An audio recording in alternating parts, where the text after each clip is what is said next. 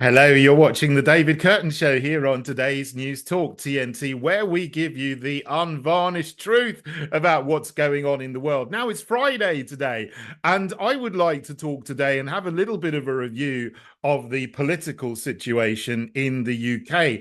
Yesterday, there was a poll. Now, that's nothing unusual because in an election year, there are many, many polls. They're coming out every month, sometimes every week. But this was interesting for a couple of reasons. Now, it still put Labour way ahead of the fake Conservative Party. Labour on 44%, the fake Conservatives on 23%. But the gap has narrowed slightly from a week or a month before. So Labour were down 1 percentage point, the fake Conservatives up one.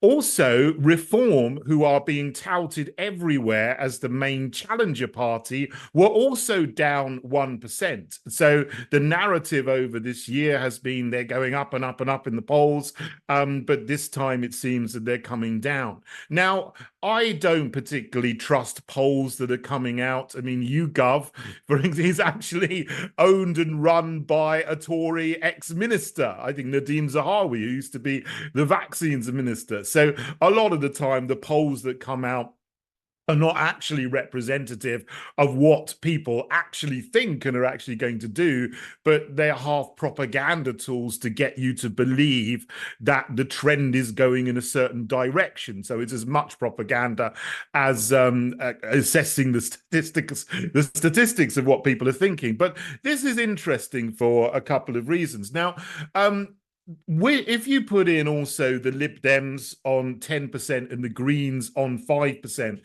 it's very disappointing to me to see that if you add up Tory, Labour, Lib Dem, Green, they add up to 83% on this poll. So this means that 83% of people, according to this, are still supporting the Uni-Party. And there is no difference anymore between fake Conservative, Labour, Lib Dem, and Green. They are all pushing the climate, net zero, alarmist narrative.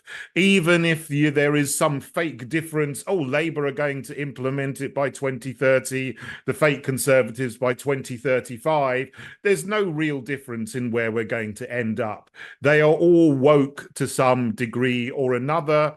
Relationships and sex education has been put into schools by the Tories in England, Labour in Wales, the SNP in Scotland, as I've said before. They are all escalating war in Ukraine. They all want more weapons sales to Israel, never mind the genocide that is going on in Gaza. So on everything that has happened over the last 4 years, including them all being for lockdown and all being for injections, experimental injections, and no jab, no job. They've been on the wrong side of everything, as has the challenger party, which is touted as the opposition, which is Reform UK. They were for stricter border controls, travel restrictions at the start of the lockdown. Richard Tice, as we know, there's video evidence that he called for no jab, no job in something which was called Tice Talk in 2021 when he was having a discussion about it with his deputy leader, David Bull.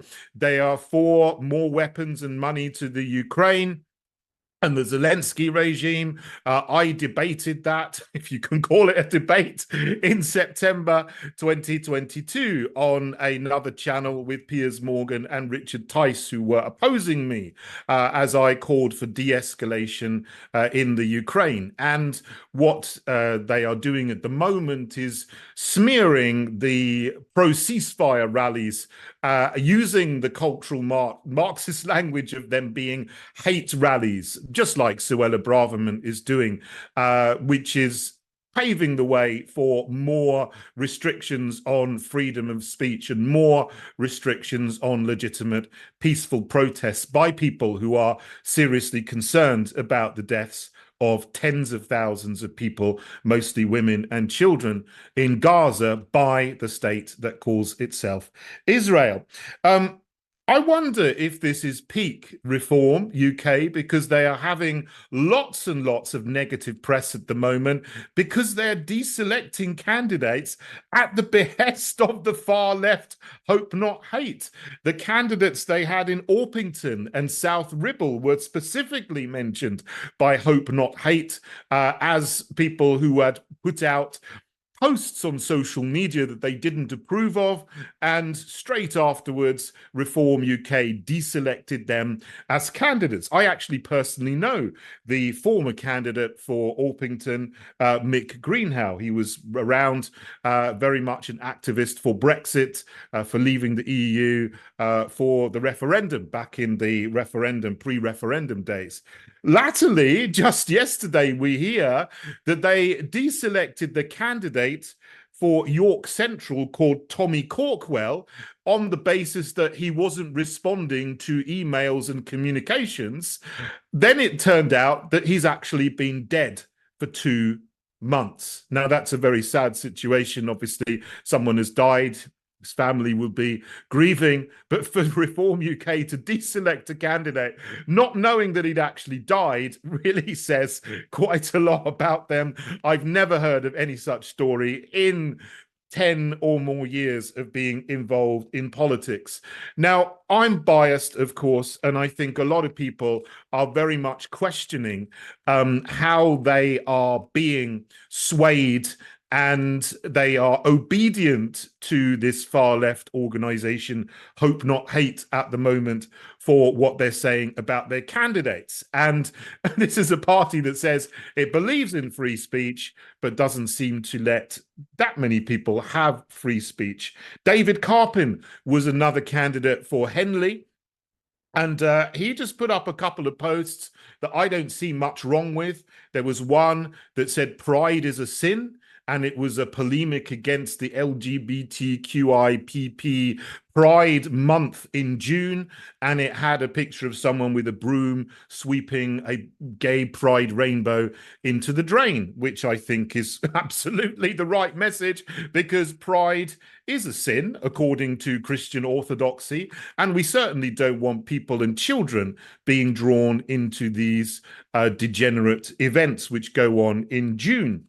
Now, he also put up a meme with the EU flag with the 12 stars turned into 12 swastikas. Now, I wouldn't advise that, but you could argue, well, the EU is actually giving real, genuine support to the Zelensky regime in Ukraine, which is infested, as we know, with real neo-Nazis like the Azov battalion that wear swastikas in the pictures of them when they do promotion for themselves. And for 8 years, from 2008 to 2014 to 2022, the mainstream media in this country said Ukraine has a Nazi problem. We have the EU and we have EU countries supporting a regime with real Nazis in it and influencing it and around it.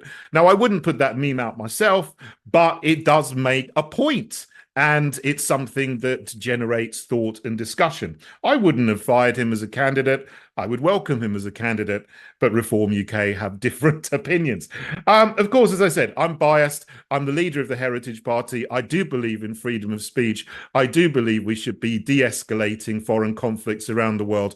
I do believe that we should not have locked down at all. We shouldn't have had any restrictions on travel, let alone masks or anything like that, or social distancing. And I certainly would not have rolled out any experimental injection at all, which hadn't undergone 10 years of rigorous safety testing so that we don't get the adverse health effects that we're seeing now all over the place. So if you are disillusioned with the Uni-Party and the fake opposition to the Uni-Party, please do come and join me in the Heritage Party. We are going to try and make a real change for this country. I know I'm biased, but there we go. Sometimes I can say that here.